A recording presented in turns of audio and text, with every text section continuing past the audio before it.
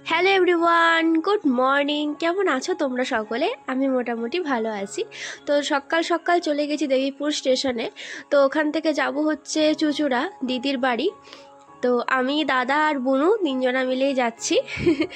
আর টোটোতে উঠেছি, এরপর ট্রেন থেকে নেমে টোটো করে ওই 10 মিনিট কি 5-7 মিনিট এরকম লাগে।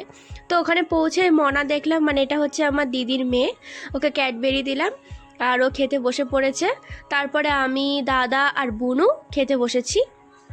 সকালের টিফিনে লুচি, ঘুগনি, মিষ্টি এসবই ছিল। এরা এখানে একটু বদমাইশি করছে, খেলা করছে। দাদা বলছে কি, তোর ডানা কেটে দেবো।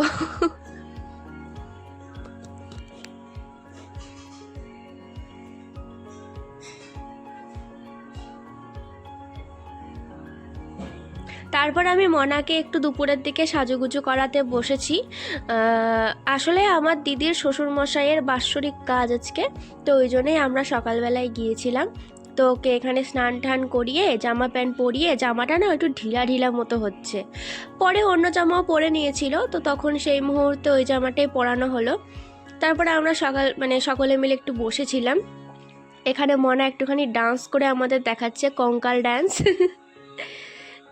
ও খুব সুন্দর নাচে।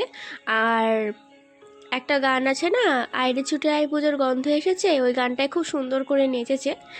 আর তারপরে হচ্ছে এই যে দিদির সাথে বসে একটু কথা বলছিলাম। আর ওখানে ওরা সবাই, আমার দাদা সারাক্ষণ আমার ভ্লগের মধ্যে শুয়েই থাকে, ওর আর কোনো কাজ নেই। যতক্ষণ আমার ভ্লগটা চলবে দেখবে ও শুয়েই আছে। মানে যদি বলি যে একটু উঠে বসো, একটু তাকাও, ওসব কোনো ব্যাপার না, ওর মতন চলো শুয়ে আছে। এখানে আমি ডাকাডাকি করছি, একটু তাকা, একটু তাকা, একটু ভিডিওতে তাকা, ওইসব কোনো ব্যাপার, নিজেদের মধ্যে নিজেরা আছে। তারপরে পড়াতে চলে এসেছিলাম, ওখান থেকে ফিরে একটুখানি চা খাচ্ছি। আজকের দিনটা এভাবেই কাটালাম।